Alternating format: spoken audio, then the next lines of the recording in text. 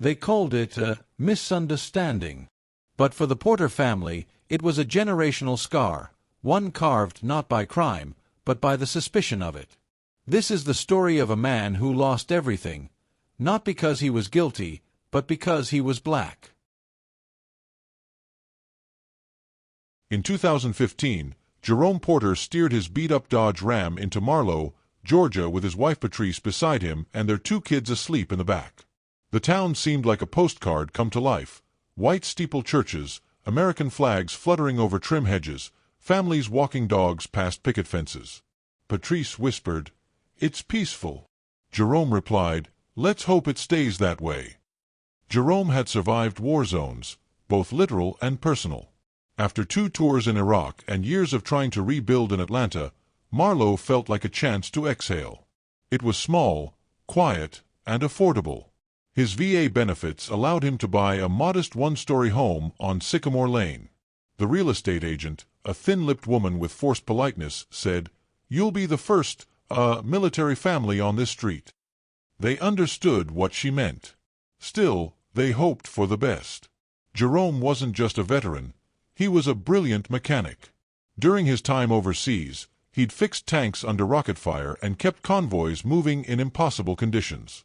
When he opened JP Auto and Tire on the outskirts of Marlowe, people came for the service and stayed for the integrity. He didn't charge extra for single mothers. He offered veterans a discount. He even refused tips from elderly customers.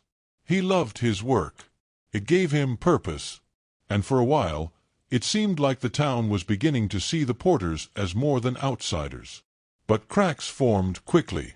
Karen Wexley, the HOA chair, sent them 3 citations in the first 6 months: too many toys on the lawn, weeds growing near the driveway, an unlicensed flagpole. It was a Black Lives Matter yard sign.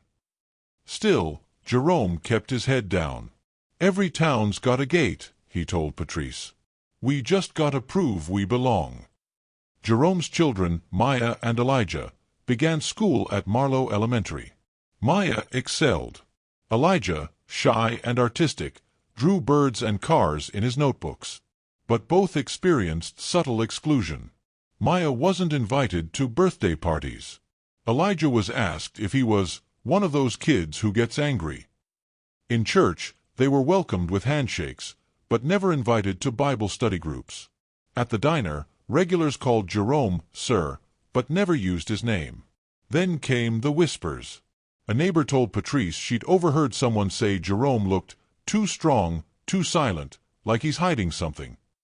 Another commented, "You never really know what folks seen in war." Jerome laughed it off, but inside, he was uneasy. He kept the garage under tight surveillance. Installed cameras. Logged every job. He didn't trust the quiet.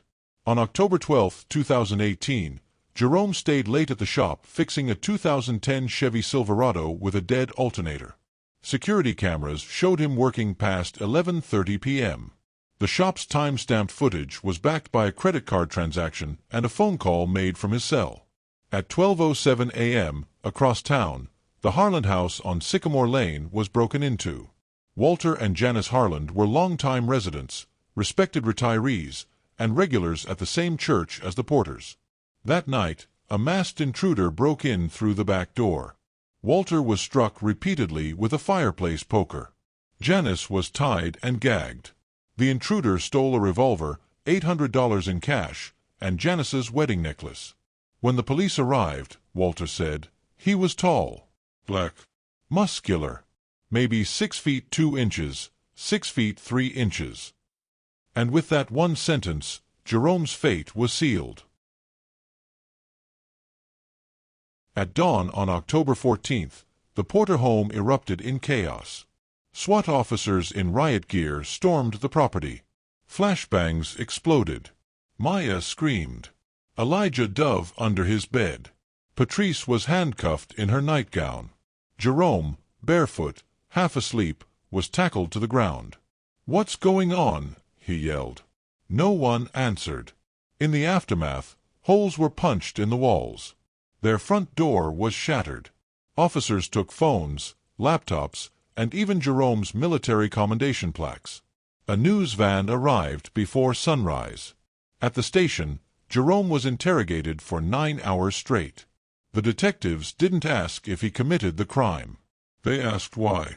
Why would he betray the town's trust? Was he angry? Broke? Traumatized from war? Jerome asked for a lawyer. They told him to sit still and man up. The Marlowe Gazette ran a story the next day. Harland assault, veteran suspect in custody. The mugshot of Jerome, dazed, tired, unshaven, sat below a headline dripping with guilt. Security footage from JP Auto showed Jerome working during the time of the crime. His fingerprints weren't found at the scene. The DNA under Janice Harland's fingernails didn't match. Yet police insisted they had a witness. Karen Wexley said she saw a tall black man running down Sycamore Lane around midnight. She couldn't ID him, but she was sure it was Jerome. The judge denied bail. The prosecutor cited community safety concerns. Inside jail, Jerome was placed in solitary. The Porter home became a target. Their mailbox was smashed. A Molotov cocktail, unlit but clearly threatening, was left on the porch. Maya was suspended from school after pushing a classmate who called her dad a jailbird. Elijah stopped talking altogether.